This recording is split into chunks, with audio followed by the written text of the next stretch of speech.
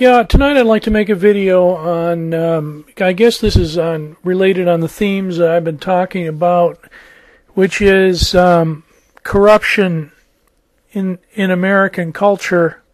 And I'm not talking about I'm not talking about gay marriage.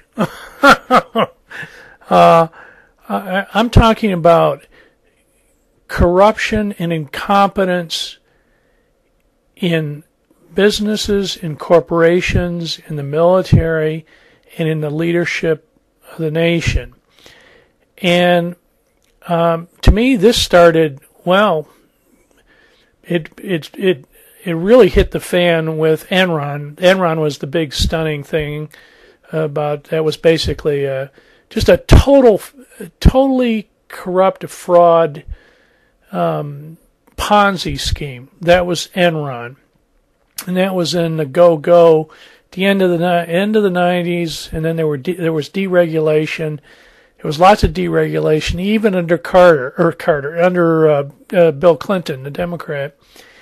But what has happened I would say, since the 1980s, and I'm going to blame the free marketeers a little bit here, because you guys thought that greed, you let people be greedy. You let people be greedy, and you deregulate. Just deregulate the heck, and you let the money flow.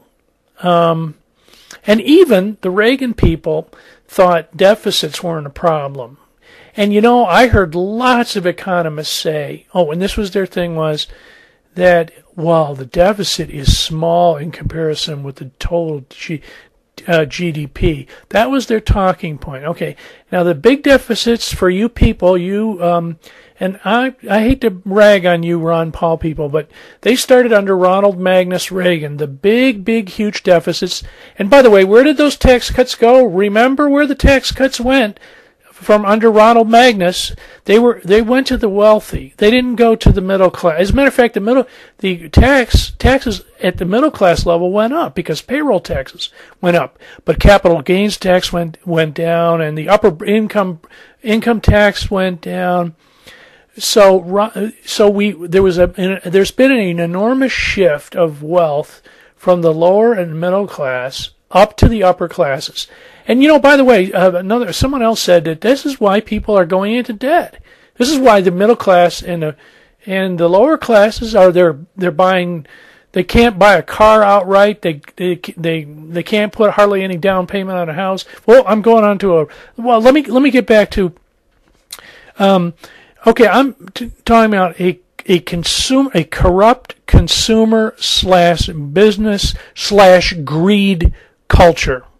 That's what America has become. Okay, so you got all these greedy people. Here's a picture of a greedy Skilling. Well, how many millions does Skilling make? I don't know, 50 million, 100 million, 200 million? Now, abolishing the Fed, I hate to break the news to the Ron Paul people, abolishing the Fed and going on the gold standard isn't going to solve the epidemic, I would call it, epidemic of corruption and cheating and fraud and mismanagement and incompetence in American corporate culture. Now, I'd love to hear, Ron Paul occasionally takes a shot at corporate culture, but his favorite victim or punching bag is the Congress, really. He hates the Congress. And occasionally he'll come out and actually criticize the executive. But his favorite punching bag is the Congress. And he doesn't really go after who controls Congress, Ron? It's business, right? Right, Ron?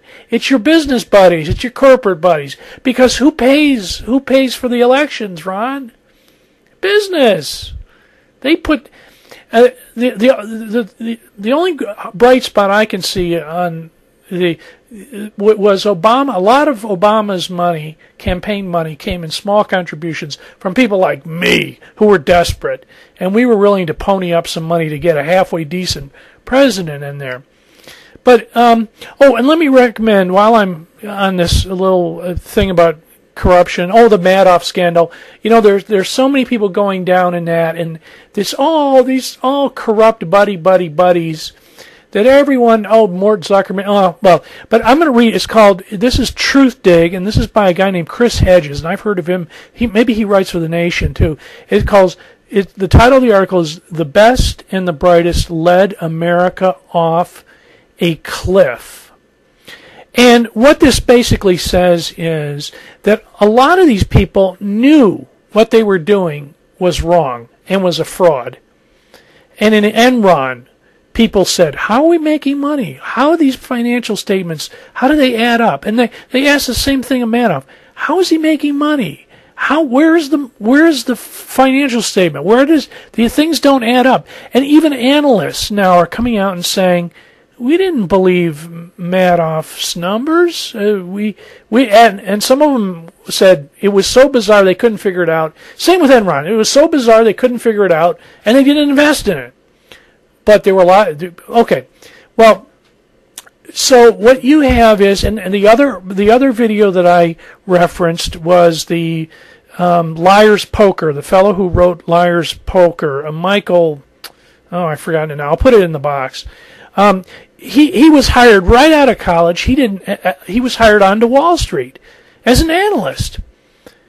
And he said, I was amazed. He said, they're hiring me, they're paying me lots of money to give them advice. And he said, I know far less than they do. I'm just out of college.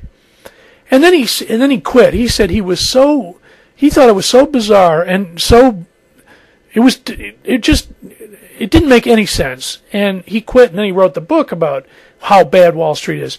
Now, once again, I'm going to point out to the Ron Paul people, I don't think going back on the gold standard is going to solve the greed and the corruption is going to migrate to some other area. And you'll get fraud with, metals. I don't know what you'll get with. You'll get some kind of fraud, some kind of pyramid scheme, some kind of Ponzi thing. Well, I don't know what. It keeps coming up again.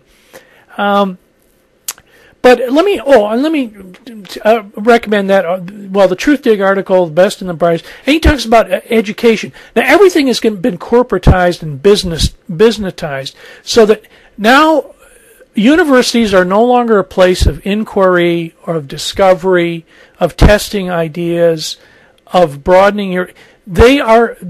I would say a lot of the universities now are business schools. And I can tell you, when I was back in the day, when I was in school, the management, it's shifted from what we call a liberal arts school, the college I went to a state school, and it shifted away from a liberal arts education, which was you take a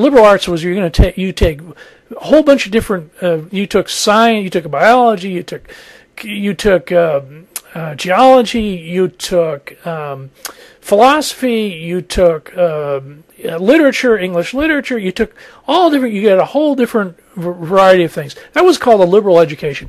Well, that started to go out the window. And what they started to do was churn out bachelor's degrees in science and management. And the bachelor's degree in science and management ended up in businesses. A lot of them ended up, unfortunately, they ended up in the automobile industry because I'm in Michigan. But it's interesting, the terminology, even then, back then, this was quite some time ago, I'll tell you, it's more than 15 years ago when this change started to occur. Instead of calling us students, they called us customers. So now they call us customers. Now they could have called professors providers. some terminology like that. But what we've got is a corporate consumer culture based on greed. And I don't think it's going to sustain itself. I think it's falling apart right now. And if we don't get people to actually make things, and actually can do things, and actually can think for themselves, we're going to continue to decline. And I don't care what the Constitution, I don't care how good the Constitution is, because nobody's read the Constitution, right, Ron? So, well, whatever. You can fiddle with the gold standard, and whether it's a bimetal, silver and gold, or just gold, or whatever. But I think that isn't going to solve the main problem. Good night.